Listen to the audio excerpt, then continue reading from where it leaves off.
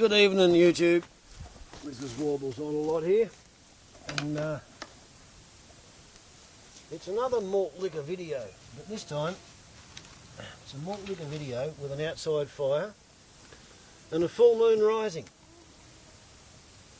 Now, here we can see two bottles of Cooper's. The first one is empty. The second one I've started.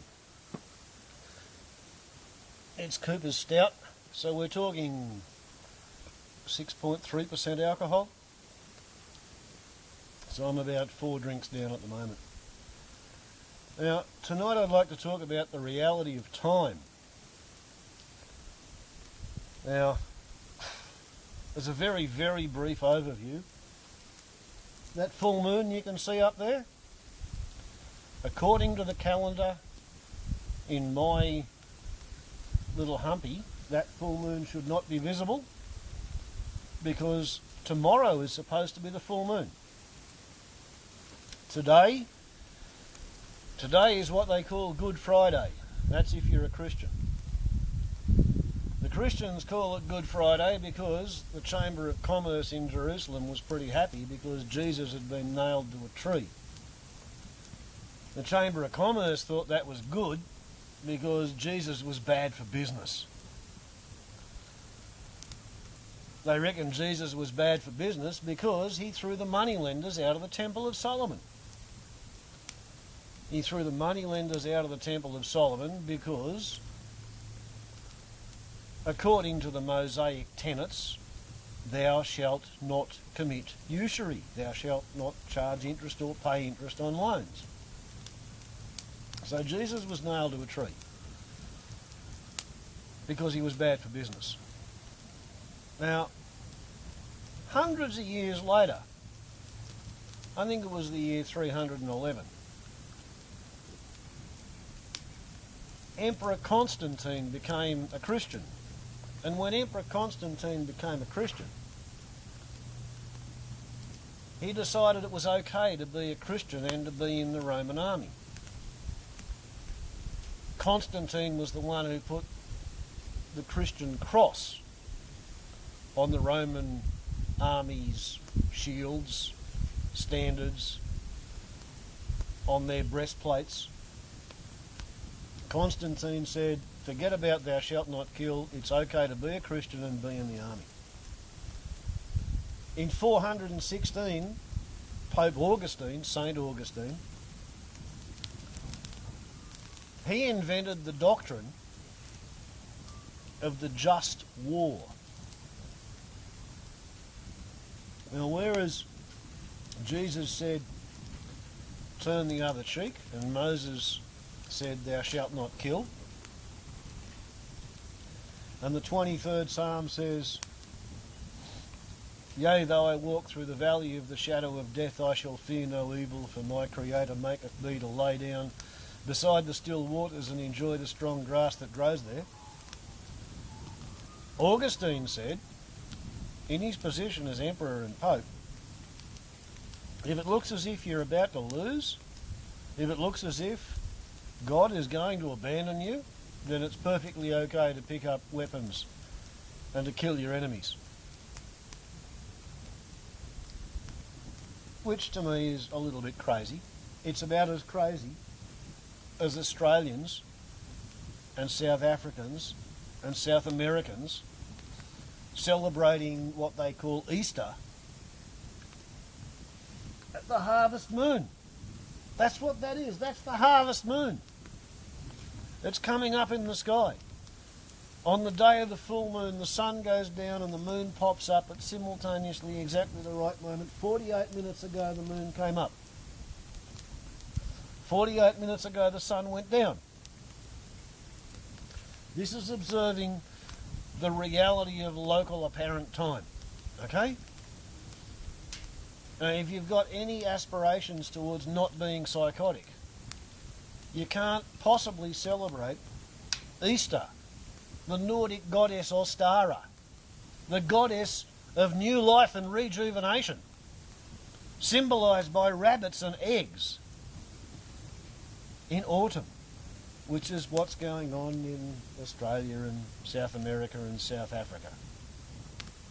Because they were colonised by Europeans who had a Constantinian, Augustinian view of reality. And after the Europeans colonised the southern hemisphere and started celebrating spring in the middle of autumn, or at the start of autumn, it got worse, all right? In order to navigate, they had to invent clocks that were better than sundials, all right? Now, I don't know if you're aware of the equation of time, but if you put a peg in the ground and you get a really accurate chronometer and set the chronometer at midday on the equinox, and every day at midday, according to the chronometer, you put a nail in the ground aligned with the top of the shadow, or the end of the shadow of the top of the peg, what you're going to find is you've made a figure 8. And that figure 8 describes the equation of time. And because of the obliquity of the ecliptic and the orbital mechanics, if you've got a sundial, a really good one, perfectly set up, and if you've got a chronometer that's really, really accurate and even, you'll discover that the local apparent time, which the sundial shows, it's as much as 16.5 minutes fast, it's as much as 15 minutes slow, and it sort of wobbles around. The only time you can really expect your sundial to be accurate is on the equinoxes. Alright? Okay. So that's local apparent time. And until the invention of the chronometer, necessary for determining longitude when sailing beyond the horizon away from the sight of land, local apparent time was all that people paid attention to. I mean, Pliny the Elder may have complained about whoever it was who invented the dial to cut my day into slices, but local apparent time was at least real.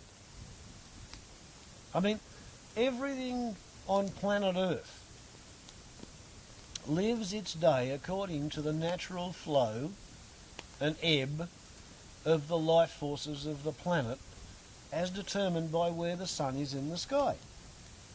Right? I mean, that's not bullshit. That's what's going on. To my personal knowledge, the only organisms on planet Earth which live according to anything other than the local apparent time of where the sun is in the sky, there's chickens in battery farms, there's pigs in the barn, there's cattle in the feedlot, there's people in towns and cities, and there's flowers growing under electric lights under hydroponic systems, or vegetables growing under hydroponic systems, or perhaps drugs growing under hydroponic systems. Everything else on planet Earth, apart from those 5 groups, lives their life according to what the sun is doing in the sky. Local apparent time.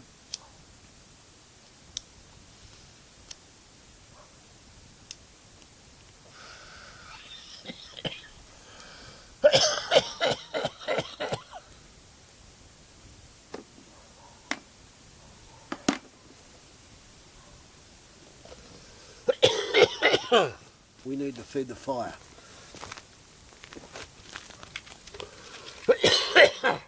Now, when they first invented a chronometer, which was more accurate than the sundial, people began to live their life according to local standard time. And local standard time may be, as I said, as much as 16.5 minutes out of sync with local apparent time. Now, 15 minutes is 1% of a day. So if you're living your life according to local standard time, then twice a year you're as much as 1% out of whack with what's going on. But strangely, with the adoption of local standard time, or local mean time, sorry, below all that, local mean time, with the adoption of local mean time,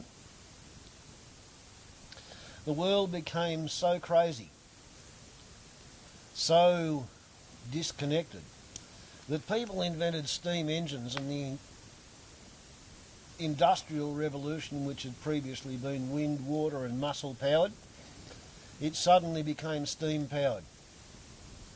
And they developed steam trains. And to make the steam trains run on time, they moved from local mean time to standard zone time. Now, standard zone time, I live in a place where we're supposed to be in Eastern Australian Standard Time, and that means that my wristwatch is set according to the local mean time 130 miles west of here, right? Now 130 miles is about 11 minutes, or it's nearly 1%. And there are times when the local mean time, as we said, is 1% out of whack with what's really happening, so I'm nearly 2% out of whack just by living according to local standard time. When they developed local standard time, that was when the steam-powered industrial revolution moved to a petrol-powered industrial revolution, right? And life became more disconnected from the natural flow and rhythms of vortexia, viriditas, life on Earth. Industrial life was disconnected further. As a result of the petrol-powered industrial revolution, a whole host of new technologies like quick-firing artillery, machine guns, steam turbine-powered battleships, aircraft, poison gas were developed, and they were tested during the First World War. And to make the First World War run more efficiently, an idea called daylight saving time was invented. And that means you shift your standard time from the centre of the time zone an hour across to 1 hour to the east. And when daylight saving time happens here, instead of me trying to live my life according to mean time 130 miles that way, I try and live my life according to mean time 400 miles to the east. And instead of being 2% out of whack, I can become 4 or 5% out of whack, out of sync with the natural flow of life on planet Earth. Now, during the First World War, that was when nuclear weapons were contemplated and poison gas was used. 60,000 people died in one day in a machine gun and artillery barrage on the Somme.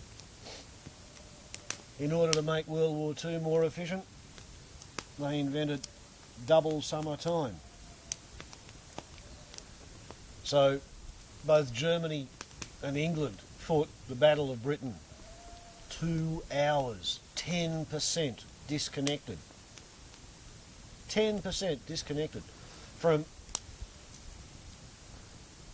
the reality of life on planet Earth. The most geotemporally disconnected event of World War II was when the Japanese Empire attacked Pearl Harbor, according to Tokyo time.